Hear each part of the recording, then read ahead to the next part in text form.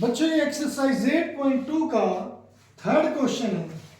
यहां पर दिया बच्चों कि 10a प्लस बी इक्वल है √3 के। पहले आप इसे लिख लो 10a प्लस बी किसके इक्वल है बच्चों? √3 के। और 10a माइनस बी ये है 1/√3 के। तो बच्चों हमें a और b का मान ज्ञात करना है।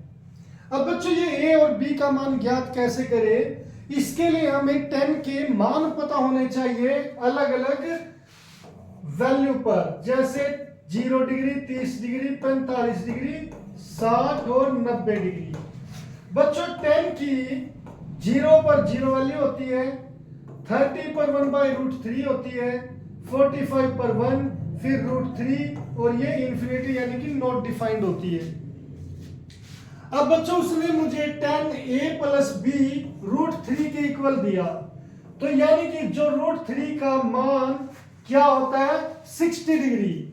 तो बच्चों हम लिखेंगे यहां पर, क्योंकि जो 10a प्लस बी है, 10a प्लस बी किसके इक्वल है? √3 के। और √3 किसके इक्वल होता है? 10 60 डिग्री। तो इसीलिए बच्चों हम लिख सकते हैं a प्लस बी किसके इक्वल, यानी कि ये एंगल और ये एंगल दोनों क्या होंगे? इक्वल होंगे। क्यों होंगे बच्चों? क्योंकि ये 10a प्लस बी का मान भी √3 है, 10 60 का मान भी √3 है। तो इसका मतलब जब 10 के इक्वल है तो ये एंगल इस एंगल के इक्वल होना चाहिए।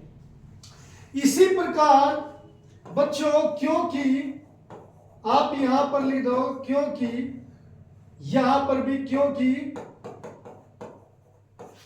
10a माइनस बी किसके इक्वल दिया है? 1/√3। और यहां पर बच्चों 1/√3 किसका?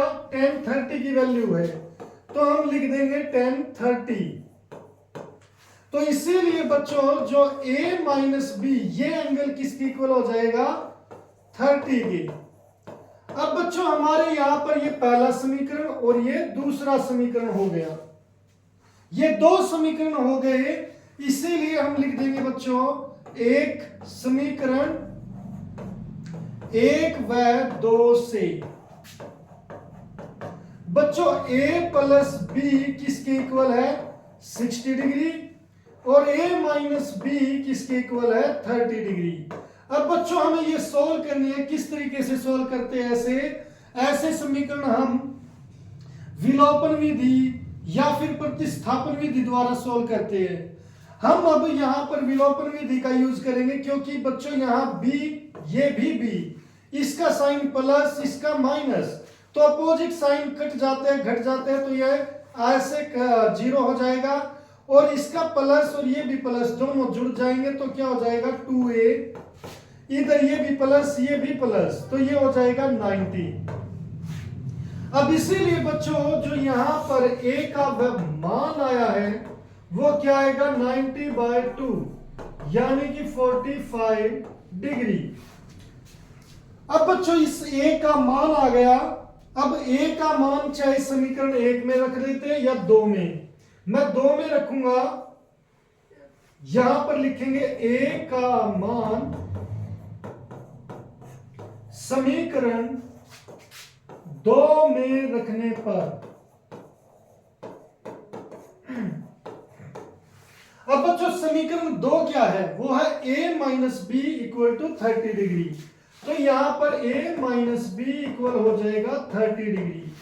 तो बच्चों यहां पर अब a का मान कितना है? 45 डिग्री है, तो यहां पर लिख दो 45 degree minus B equal to 30 degree. अब बच्चों यहां पर ये जो 45 डिग्री है,